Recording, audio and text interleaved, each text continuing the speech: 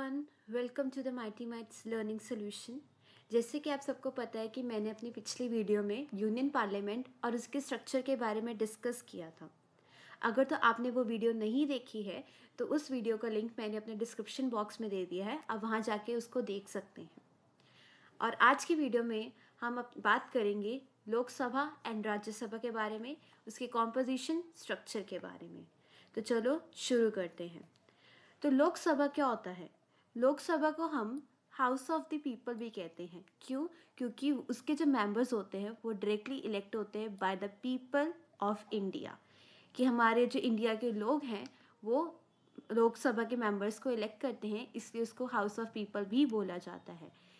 जो members of the Lok Sabha का period होता है वो होता है 5 ईयर्स का, मतलब उनके जो मेंबर्स होते हैं वो 5 साल के लिए रहते हैं।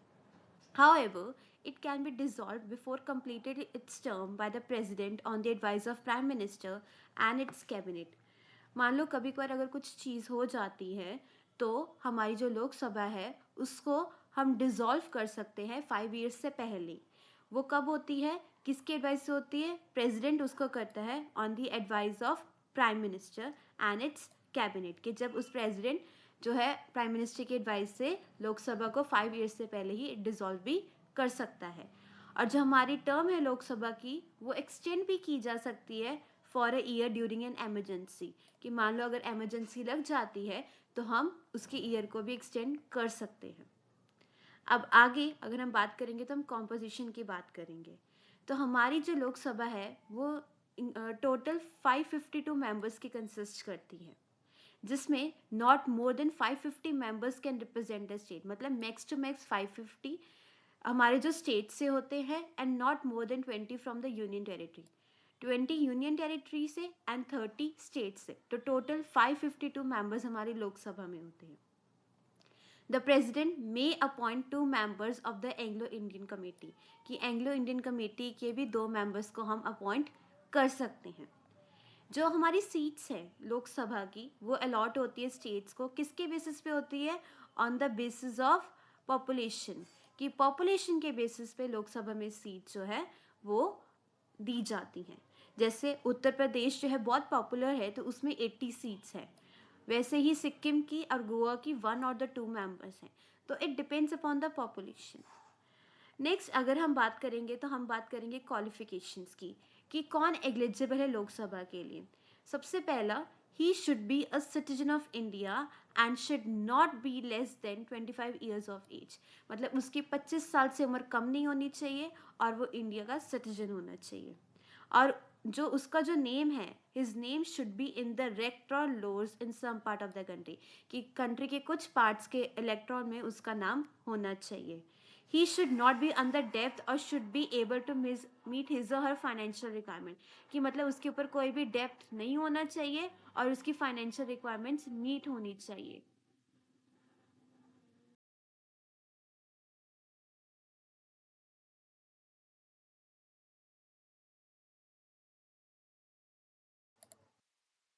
Next, he should not hold any office of profit, कि मतलब कोई भी अपने फायदे के लिए ऑफिस जो है अपना ना होल्ड करे under the government. He should not be a proclaim criminal, should be of sound mind, कि मतलब वो एक क्रिमिनल नहीं होना चाहिए और वो सही होना चाहिए। अब ये थी क्वालिफिकेशंस। अब हम बात करेंगे डिसक्वालिफिकेशंस ऑफ मेंबरशिप की। तो मान लो कि उसको डिसक्वालीफाई कब किया जा सकता है, बंदे को कब हटाया जा सकता है? If he holds any office of profit under the central state government, की अगर वो ऑफिस ऑफ प्रॉफिट जो है सेंट्रल स्टेट में कहीं पे भी होल्ड करता है तो हम उसको डिसक्वालीफाई कर सकते हैं। If any court declares him to be unsound mind, कि मतलब अगर वो मेंटली स्टेबल नहीं है तो भी उसको डिसक्वालीफाई किया जा सकता है। या फिर मान लो उसके ऊपर कोई कर्ज है, डेप्थ है, तो भी हम उसको जो है वो डिसक्वालीफाई हो सकता है बंदा। Next, if he is not a citizen of India, कि वो इंडिया का सिटीजन नहीं है। If he is disqualified by law made by the parliament, कि अगर पार्लियामेंट के लॉ को उसने डिसक्वालीफाई किया, कुछ गलत किया, तो भी उसको डिसक्वालीफाई किया जा सकता है। अब वकेशंस ऑफ सीट्स, की सीट्स कब खाली होती हैं? Seats of either the Lok Sabha or Rajya Sabha became vacant if the member of parliament रिजाइज फ्रॉम इट्स सीट, कि अगर मान लो कि एक बंदे ने अपनी सीट खाली छोड़ दी है, रिजाइन कर दिया है, तो वेकेंट होती है seats. If a member remain absent from the house continuously for a period of 60 days, कि अगर कोई बंदा 60 डेज तक एब्सेंट रहता है तो हम उसको उसकी सीट खाली मानी जाती है। If a member of the parliament is elected to the state legislature, कि मान लो अगर कोई बंदा स्टेट लेजिस्लेचर में इलेक्ट हो गया है तो उसकी सीट जो उसको छोड़नी पड़ती है, या तो वो स्टेट लेजिस्लेचर की छोड़े या वो पार्लियामेंट की सीट को छोड़े। नेक्स्ट अब हम बात करेंगे कि प्रोसीजर्स कौन कौन से होते हैं हमारे पार्लियामेंट में। तो कुछ सर्टेन प्रोसीजर्स और सेशंस होते हैं हमारे पार्लियामेंट में, जिसमें हम बात करेंगे सबसे पहले सेशन की। सेशन में क्या होता है कि प्रेसिडेंट जो है हर एक हाउस, चाहे वो राज्यसभा है चाहे लोकसभा पार्लियामेंट को, उनको बुलाता है, कॉल करता है, और हर एक हाउस को जो है मीट करना पड़ता है एटलीस्ट ट्वाइस अ ईयर, कि एक साल में 2 बार तो उनको मिलना ही मिलना है, और प्रेसिडेंट उनको बुलाते हैं।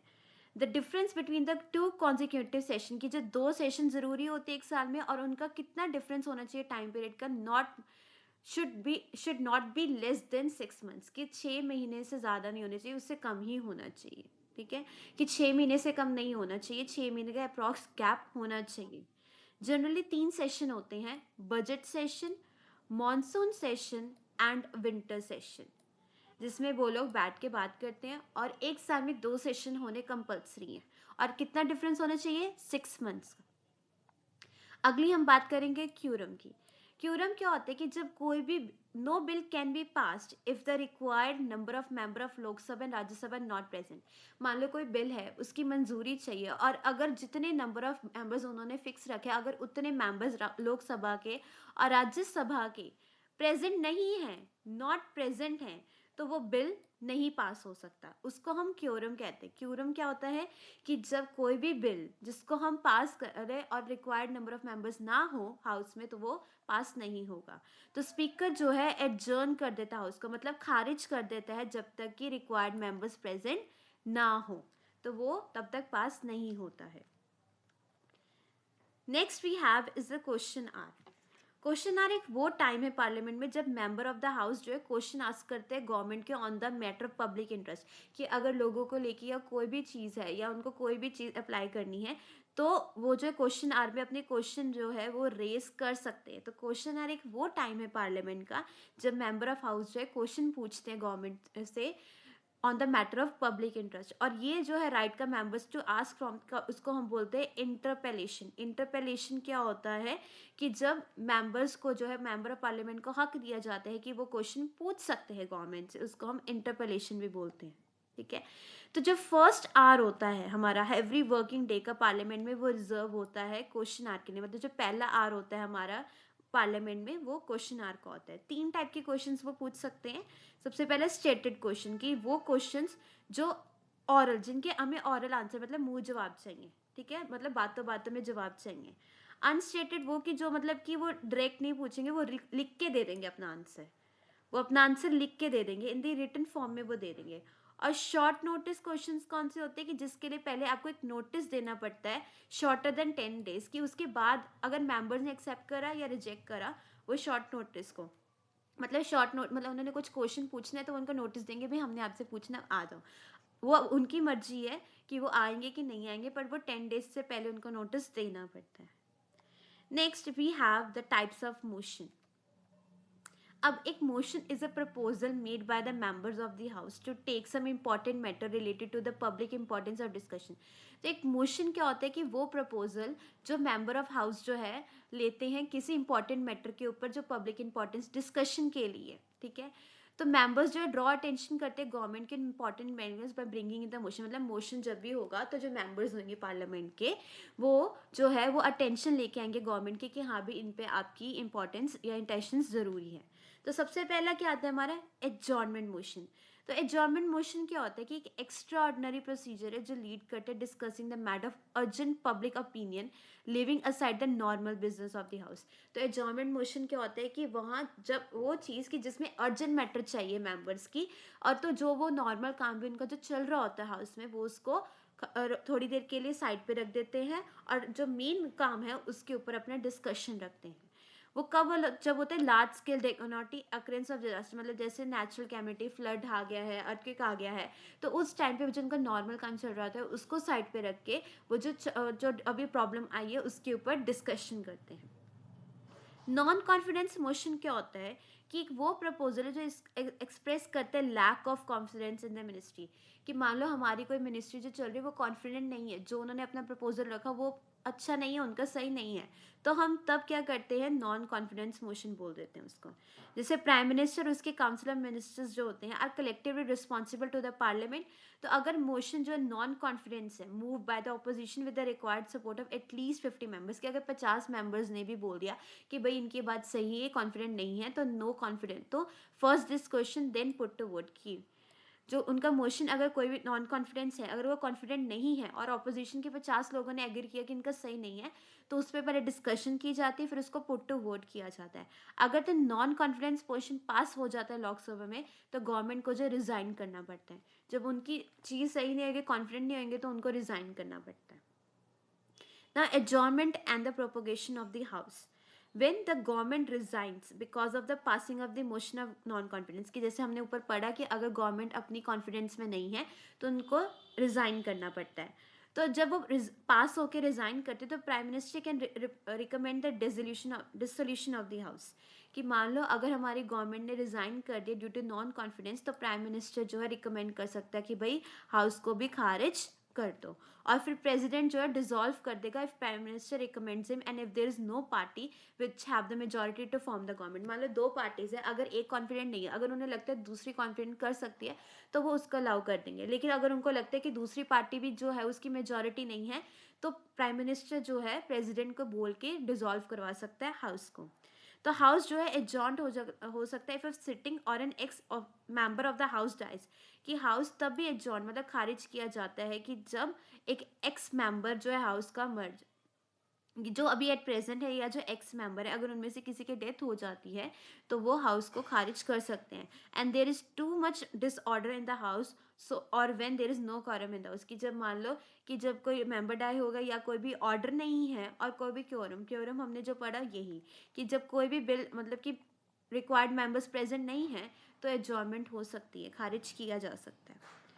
Now we will talk about the speaker of the Lok Sabha. Speaker of the Lok Sabha, तो लोक जो स्पीकर ऑफ द लोकसभा होता है वो प्रिजाइडिंग ऑफिसर होता है ऑफ द हाउस, मतलब मेन पर्सन होता है। He or she is elected from among the members of the parliament, कि वो कैसे अलग होते हैं, जनरल इलेक्शंस के बाद जो मेंबर होते हैं उन्हीं में से ही वो जो है इलेक्ट होता है। He or she is elected from among the members of the parliament after the general elections. After his or her election the speaker has to act impartially, मतलब कि जब एक स्पीकर हमारा हो जाता है अपॉइंट, तो उसको इम्पार्शली, कि मतलब वो एक साइड से नहीं बोल सकता, उनको जो डिसीजन लेना होता है दोनों तरफ से सोच समझ के लेना होता है। और जो स्पीकर का भी जो टर्म होता है वो भी 5 years के लिए होता है। और जो डिप्टी स्पीकर जो होता है वो look after the proceedings of the house, की डिप्टी स्पीकर देखता है कि क्या करना है, कैसे करना है, वो सारी प्रोसीडिंग्स देखते हैं हाउस के। अगर स्पीकर एब्सेंट होता है, अगर स्पीकर एब्सेंट है या उनकी सीट वेकेंट है, तो कौन देखता है, डिप्टी स्पीकर लुक आफ्टर करता है। अब उसके बाद फंक्शंस क्या होते हैं स्पीकर के, तो जो functions of the speaker are related to the conducting business, कि वो कैसे कंडक्ट कर रहे हैं अपना काम हाउस के अंदर, ठीक है। तो जो स्पीकर जो है प्रिसाइड करता है over the business of the house, जो स्पीकर जो होता है वो प्रिसाइड करता है over the business of the house and a lot time for the discussion, कि स्पीकर पहले देखेगा कि क्या बिजनेस और कितना टाइम उनको देना चाहिए डिस्कशन के लिए। उनका जो डिसीजन होता है वो all parliamentary matters in final, कि मतलब जो उन्होंने डिसाइड कर दिया वो ही फाइनल होगा।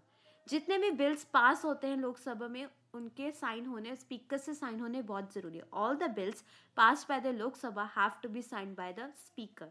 ही puts issue to vote and announce by result, कि मतलब कि अगर कोई डिस्कशन है जिसपे दोनों की सहमति पार्टीज की नहीं है, तो वो इशू को वोट पर डालेंगे और अनाउंस करेंगे अपने रिजल्ट को। जो स्पीकर जो है वो डिसाइड करेगा कि बिल ऑर्डिनरी है या मनी बिल होना चाहिए, ठीक है। अब उनके एडमिनिस्ट्रेटिव फंक्शंस, जो स्पीकर जो होता है वो रिसीव करता है all petitions and documents in the house, कि स्पीकर को जितने भी पेटिशंस या डॉक्यूमेंट्स है वो सारे हाउस में ही मिलते हैं। वो कम्युनिकेट करते हैं सारे डिसीजन के ऊपर well taken in the house to the concerned authority, कि जो भी जिसको जहाँ पे भी इंफॉर्मेशन पहुंचानी होती है वो उन तक कम्युनिकेट करते हैं। डिसिप्लिनरी फंक्शंस, जो स्पीकर जो होता है वो मेंटेन करता है order in the house, he can suspend a member or in case of serious disorder में एडजॉर्न, कि मान लो और कोई बंदा गलत करे कुछ करे तो वो उनको सस्पेंड भी कर सकते हैं और हाउस को एडजॉर्न भी कर सकते हैं, खारिज भी कर सकते हैं। इफ इनडिसेंट वर्ड्स, कि अगर गलत इनएप्रोप्रिएट वर्ड्स भी अगर मेंबर्स ने यूज किए तो स्पीकर उनको ऑर्डर कर सकता है कि आप ऐसे वर्ड्स मत यूज करना फ्यूचर में, ठीक है। और स्पीकर जो है डिसाइड करेगा in accordance with the constitution if A member stand disqualified under the anti defection law, कि अगर कोई बंदा जो है मतलब एंटी डिफेक्शन के लॉ के अगेंस्ट आ रहा है तो उसके अकॉर्डिंग भी वो डिसाइड कर सकते हैं और उनका डिसीजन जो है फाइनल से होता है। पार्लियामेंट्री कमेटीज, जो स्पीकर होता है वो प्रिसाइड करते सब कमेटीज के भी मेंबर होते हैं, जैसे कि business administrative committee and the rules committee, तो इन सब के ऊपर वो प्रिसाइड करते हैं। वो जो है चेयरमैन को he appoints the chairman of all the committees in the house and issue direction to them, कि वो चेयरमैन जितने भी कमेटीज उन्होंने फॉर्म किए हैं उनके चेयरमैन को भी अपॉइंट करते हैं और उनको बताते हैं कि क्या इशू है और किसको कैसे डायरेक्ट करना है। अब उनके और क्या फंक्शन होते हैं कि वो प्रिसाइड करते हैं, जो जॉइंट सेशन होता है दोनों हाउसेस का, लोकसभा राज्यसभा, जब जॉइंट सेशन होता है वो उसको भी प्रिसाइड करते हैं। He preside over the conference of presiding officer of legislative bodies in India, कि जो कॉन्फ्रेंस वगैरह भी होते हैं प्रिसाइडिंग ऑफिसर्स की लेजिस्लेटिव बॉडीज की, वो उनको भी प्रिसाइड करते हैं। बात करेंगे राज्यसभा के बारे में। राज्यसभा को हम the upper house of the parliament बोलते हैं, ठीक है। और ये जो है वो रिप्रेजेंट करते हैं द स्टेट्स इन इंडिया। अब अगर हम बात करें राज्यसभा के टर्म की, तो राज्यसभा जो एक परमानेंट हाउस है और ये डिसॉल्व नहीं हो सकता है। जो मेंबर है हमारे राज्यसभा के वो इलेक्ट होते हैं for a period of 6 years, और उसके जो 1/3 मेंबर होते हैं हमारे राज्यसभा के वो रिटायर्ड होते हैं आफ्टर एवरी 6 years। कॉम्पोजिशन की बात करें तो जो राज्यसभा है वो कंसिस्ट करते हैं 250 मेंबर्स, जिसमें से हमारे 12 मेंबर्स जो है वो नॉमिनेट होते हैं प्रेसिडेंट के थ्रू। और ये कौन होते हैं? ये वो इंडिविजुअल होते हैं जिन्होंने कंट्रीब्यूट किया होता है immensely in the field of education, sports, services, social services etcetera.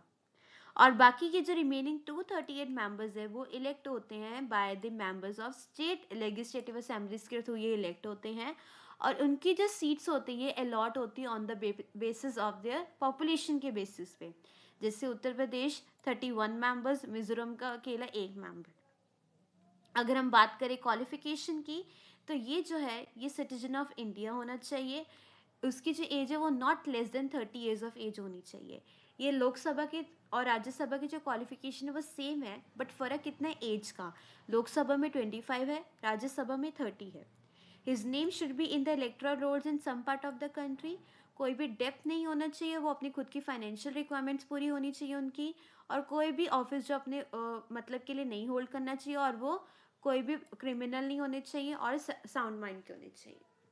अब जैसे लोकसभा का प्रिजाइडिंग ऑफिसर स्पीकर होता है, वैसे ही राज्यसभा का प्रिजाइडिंग ऑफिसर वाइस प्रेसिडेंट होते हैं, या फिर the x officer chairman of the Rajya Sabha होते हैं।